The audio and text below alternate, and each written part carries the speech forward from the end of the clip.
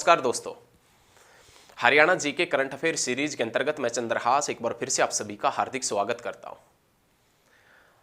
Current affair series निकट भविष्य में जो भी हरियाणा के अंदर एग्जाम होंगे उनको देखते हुए हम लगातार करवा रहे हैं ताकि ओल्ड हरियाणा जीके के साथ साथ में नई हरियाणा जीके से संबंधित कोई भी प्रश्न आपका एग्जाम में ना छूट पाए, सभी प्रश्न आप अच्छे तरीके से हल कर पाए और हरियाणा जीके के अंदर लगभग पूरे नंबर आपके एग्जाम में आने चाहिए, उसके ऊपर हम कार्य कर रहे हैं। करंट अफेयर सीरीज के अंतर्गत आज जो हमारा टॉपिक है वो टॉपिक है हरियाणा की प्रमुख योजनाएं। प्रमुख योजनाओं से संबंधित आज की वीडियो के अंदर आपको लगभग 15 से 16 योजनाएं हम बताएंगे, उनके ऊपर विश्लेषण करेंगे और कौन सी योजना किससे संबंधित है और किस प्रकार एग्जाम में क्वेश्चन पूछा जा सकता है और क्या क्या क्वेश्चन पिछले एग्जामों के अंदर पूछे गए हैं, सभी प्रश्नों का डिस्कशन अच्छे तरीके से करेंगे। आप लगातार हमारे साथ में बने रहिए और यदि वीडियो आपको पसंद आती है तो वीडियो को साथ के साथ में शेयर भी करें। प्रमुख योजनाओं से संबंधित यदि स्टार्ट करें क्लास, आप हेडिंग डाल लीजिए प्रमुख योजना, आप भी साथ के साथ में लिखते रहें।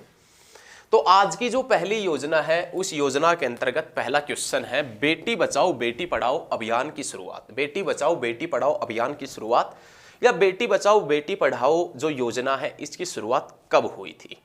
तो पहला क्वेश्चन, जिस दिन से इस योजना की शुरुआत हुई थी उस दिन के बाद से कोई भी सेंट्रल गवर्नमेंट का एग्जाम होता है या कोई भी रूरल एग्जाम्स होते हैं, स्टेट गवर्नमेंट के एग्जाम होते हैं, उनके अंदर ये क्वेश्चन लगातार पूछा जा रहा है। बेटी बचाओ बेटी पढ़ाओ अभियान जिसकी शुरुआत हुई थी 22 जनवरी 2015 के अंदर। 22 जनवरी 2015 में कहां से हुई थी? तो पानीपत डिस्ट्रिक्ट से हुई थी। और पानीपत डिस्ट्रिक्ट कब बना था? तो 1 नवंबर 1989 में। फिर पानीपत रद्द कर दिया गया था, उसके बाद में फिर से पानीपत बनाया गया था लगभग 1992 के अंदर। तो ये याद रखिएगा, पानीपत डिस्ट्रिक्ट 2 बार बना है, पहले बना 1989 में, रद्द हुआ, उसके बाद में फिर बना, 2 बार डिस्ट्रिक्ट बना है पानीपत। उसी पानीपत के अंदर 22 जनवरी 2015 को बेटी बचाओ बेटी पढ़ाओ अभियान की शुरुआत की गई थी। वो शुरुआत श्री नरेंद्र मोदी ने की थी, भारत के तत्कालीन प्रधानमंत्री श्री नरेंद्र मोदी ने की थी। ये जो योजना है बेटी बचाओ बेटी पढ़ाओ योजना है, ये योजना किसके अंतर्गत चलती है? आपसे पूछे कि जो ये योजना है ये योजना किसके अंतर्गत चलती है, तो आप याद रखिएगा महिला एवं बाल विकास मंत्रालय के द्वारा ये योजना चलाई जाती है। याद रखें, महिला एवं बाल विकास मंत्रालय है वो इस योजना को चलाता है। कौन सी योजना? बेटी बचाओ बेटी पढ़ाओ योजना, जिसकी शुरुआत पानीपत से हुई थी। अब क्वेश्चन ये उठता है भैया कि बेटी बचाओ बेटी पढ़ाओ अभियान की शुरुआत पानीपत से क्यों हुई थी? हरियाणा में यदि लिंगानुपात देखें, सेक्स रेशियो देखें, अकॉर्डिंग टू 2011 की जो जनगणना है, सेंसस है, उसके अकॉर्डिंग देखें तो हरियाणा का लिंगानुपात सेक्स रेशियो सबसे नीचे है, सबसे कम है। 1000 पुरुषों के ऊपर यदि 2011 के अकॉर्डिंग देखें तो 879 है, 879 महिलाएं हैं। इसी लिंगानुपात को ध्यान में रखते हुए बेटी बचाओ बेटी पढ़ाओ अभियान की शुरुआत पानीपत से हुई थी। याद रखिएगा, ये सभी चीजें याद रखिएगा। अब लिंगानुपात सुधर रहा है या क्या हो रहा है, इसके लिए लिंगानुपात निगरानी डैशबोर्ड है वो भी पानीपत के अंदर स्थापित किया गया था। वो देखने के लिए कि लिंगानुपात बढ़ा भी है या नहीं बढ़ा, इस योजना से कुछ फर्क पड़ा भी है या नहीं पड़ा। तो याद रखिएगा 2011 के अनुसार हरियाणा का जो लिंगानुपात था वो 879 था, लेकिन भैया ये लिंगानुपात 2019 के अकॉर्डिंग देखते हैं, 2019 या जनवरी 2020 के अकॉर्डिंग देखें तो ये लिंगानुपात लगभग 924 था। 1000 पुरुष और महिलाएं कितनी हो गई थी? 924 है। तो ये सभी चीजें आप याद रखिएगा। तो बेटी बचाओ बेटी पढ़ाओ अभियान की शुरुआत 22 जनवरी 2015 में पानीपत से की थी। श्री नरेंद्र मोदी ने इसका शुभारंभ किया था। और ये योजना कौन से मंत्रालय के द्वारा चलती है? तो महिला एवं बाल विकास मंत्रालय द्वारा चलती है, उसके अधीन है, तो याद रखिएगा। उसके बाद में सेकेंड योजना है जय जवान आवास योजना। जय जवान आवास योजना की शुरुआत 6 जून 2016 में बहादुरगढ़ से हुई थी। बहादुरगढ़ जिसका पुराना नाम है सराफाबाद, जो सैनिटरी उद्योग के लिए प्रसिद्ध है। बहादुरगढ़ जो झज्जर डिस्ट्रिक्ट के अंदर पड़ता है, ये याद रखिएगा, सैनिटरी उद्योग के लिए प्रसिद्ध है और सराफाबाद इसका पुराना नाम है और जो झज्जर डिस्ट्रिक्ट के अंदर पड़ता है। उस बहादुरगढ़ से जय जवान आवास योजना की शुरुआत की गई थी। जय जवान आवास योजना की शुरुआत की गई बहादुरगढ़ से। बहादुरगढ़ पड़ता है झज्जर में और शहीदों का शहर कहते हैं झज्जर को। शहीदों का शहर किसे कहते हैं? झज्जर को, याद रखिएगा। शहीदों का गांव किसे कहते हैं? तिगांव, जो फरीदाबाद के अंदर पड़ता है। और शहीदों का शहर झज्जर, और वीरों की भूमि किसे कहते हैं? रेवाड़ी। लेकिन आपसे एग्जामिनर पूछ लेता कि हरियाणा में कौन सी विधानसभा सीट से सबसे ज्यादा सैनिक लगे हुए हैं, तो कोसली विधानसभा सीट से, जो रेवाड़ी डिस्ट्रिक्ट के अंदर पड़ती है। इसी के साथ में आपने याद रखना है, जय जवान आवास योजना की शुरुआत 6 जून 2016 को बहादुरगढ़ से हुई थी। अब ये जय जवान आवास योजना, देखिए जय जवान मतलब हमारे जो जवान है उसके लिए आवास, आवास मतलब घर उपलब्ध कराना। तो जय जवान आवास योजना की शुरुआत सैनिकों के लिए घर से संबंधित है। इस योजना की शुरुआत सबसे पहले बहादुरगढ़ और करनाल के अंदर हुई थी। याद रखिएगा, सैनिकों के घर से संबंधित जय जवान, इसी से पता लग रहा है जय जवान आवास, इसी से पता लग रहा है जवानों के लिए आवास उपलब्ध कराना। इस योजना की शुरुआत बहादुरगढ़ से मुख्यमंत्री मनोहर लाल खट्टर ने की थी, तो याद रखिएगा। उसके बाद में ऑपरेशन मुस्कान, देखिए ऑपरेशन मुस्कान, इस ऑपरेशन से ही पता लग रहा है कि ऑपरेशन मुस्कान ऐसा ऑपरेशन जिससे हर किसी के चेहरे पर मुस्कान आ जाए, ऐसा ऑपरेशन मुस्कान। ऑपरेशन मुस्कान सबसे पहला क्वेश्चन ये बनता है किसके लिए? तो ऑपरेशन जो मुस्कान है ये खोए हुए बच्चे, जो बच्चे खो गए थे उनको उनके माता पिता से मिलाना, जो बच्चे खो गए थे उनको उनके माता पिता से मिलाना, ये ऑपरेशन मुस्कान चलाया था हरियाणा सरकार ने। ये ऑपरेशन मुस्कान भी किसके अधीन चला था? तो याद रखिएगा, महिला एवं बाल विकास मंत्रालय के अधीन, महिला एवं बाल विकास मंत्रालय के अधीन चला था। लेकिन ऑपरेशन मुस्कान की शुरुआत कब हुआ? तो ऑपरेशन मुस्कान की शुरुआत हुआ 1 जुलाई 2015 के अंदर। ऑपरेशन मुस्कान जिसकी शुरुआत कब हुई थी? 1 जुलाई 2015 के अंदर जिसकी शुरुआत हुई। जो बच्चे खो गए थे उनको उनके माता पिता से मिलाना था, ताकि उनके चेहरे पर खुशी लौट सके, मुस्कान आए, तो उसका नाम ऑपरेशन मुस्कान रख दिया था। उसके बाद में बेटी का सलाम राष्ट्र के नाम, कमाल की बात है, बेटी का सलाम राष्ट्र के नाम, बेटी का सलाम राष्ट्र के नाम, ये योजना किससे संबंधित है? देखिए सलाम कर रही है बेटी, राष्ट्र के नाम कर रही है बेटी, लेकिन ये योजना किससे संबंधित है? तो आप याद रखिएगा, ध्वजारोहण से संबंधित है। बेटी का सलाम राष्ट्र के नाम जो योजना है वो ध्वजारोहण से संबंधित है। इस योजना की शुरुआत कब हुआ? तो याद रखिएगा 4 अगस्त 2015 के अंदर योजना की शुरुआत हुई थी, लेकिन लागू हुई थी 15 अगस्त 2015 को। 15 अगस्त को जब स्वतंत्रता दिवस मनाया गया था तो वो सभी गांव के सरकारी स्कूल होते हैं उनके अंदर मनाया गया।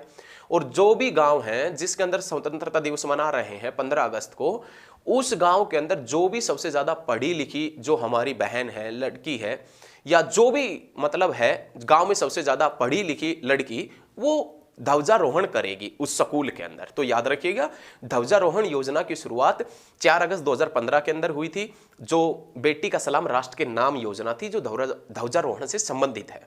लेकिन ये योजना जिसका पहला कदम रखा गया था, जिस योजना की शुरुआत जो हुई थी वो 4 अगस्त 2015 में, लेकिन इस योजना को पहली बार मनाया गया 15 अगस्त 2015 के अंदर। उस समय भी हरियाणा के मुख्यमंत्री श्री मनोहर लाल खट्टर हुआ करते थे। उसके बाद में नेक्स्ट ऑपरेशन दुर्गा। आप देखिए ऑपरेशन दुर्गा, दुर्गा माँ अपने आप में ही बहुत घातक है, तो ऑपरेशन दुर्गा भी ऐसे ही घातक है। और ये ऑपरेशन दुर्गा है, ये किसके लिए चलाया गया था? तो महिलाएं व जो लड़कियों की सुरक्षा के लिए ऑपरेशन दुर्गा चलाया गया। महिलाएं थी और लड़कियां जो हैं उनकी सुरक्षा के लिए ऑपरेशन दुर्गा चलाया गया। जैसे मान लीजिए कुछ रोमियो टाइप के लड़के होते हैं ना, वो महिला और लड़कियों को तंग करें, तो उनके लिए स्पेशल ऑपरेशन दुर्गा चलाया था ताकि उनका अच्छे तरीके से इलाज किया जा सके। ऑपरेशन दुर्गा चलाया, जैसे कॉलेज के बाहर, स्कूलों के बाहर, उसके लिए दुर्गा रैपिड एक्शन फोर्स भी गठित किया था हरियाणा सरकार ने। आपने देखा होगा अपने शहर के अंदर दुर्गा शक्ति के नाम से चलती है गाड़ियां हरियाणा पुलिस की, तो उनके अंदर ऐसा हुआ था कि वो जो भी रोमियो टाइप के हैं लड़के, उनके ऊपर शिकंजा कस सके, तो उनके लिए ऑपरेशन दुर्गा सरकार ने लॉन्च किया था। ऑपरेशन दुर्गा जो है ये जिसकी शुरुआत हुई थी 13 अप्रैल 2017 को। ऑपरेशन दुर्गा 13 अप्रैल 2017 को जिसका शुरुआत हुआ, और जो महिला और लड़कियों की सुरक्षा से संबंधित है, याद रखिएगा। उसके बाद में वंदे मातरम योजना, वंदे मातरम योजना जो है वो सरकार ने चलाई थी। वंदे मातरम योजना जिसकी शुरुआत होती है 9 जनवरी 2004 को। 9 जनवरी 2004 को वंदे मातरम योजना की शुरुआत हुई। और ये वंदे मातरम योजना है, ये किससे संबंधित है? तो आप याद रखिएगा, गर्भवती महिलाओं से। वंदे मातरम योजना गर्भवती महिलाओं से संबंधित है। बहुत अच्छे तरीके से ये चीज याद रखिएगा, आप अच्छे तरीके से सभी पॉइंट क्लियर करते हुए चलिएगा। उसके बाद में नई खेल नीति योजना, नई खेल नीति की शुरुआत करें। काफी बार क्वेश्चन भी पूछा जा चुका है कि नई खेल नीति की शुरुआत कब हुई थी? तो नई खेल नीति की शुरुआत है वो 12 जनवरी 2015 के अंदर। नई खेल नीति की शुरुआत 12 जनवरी 2015 के अंदर हुई थी।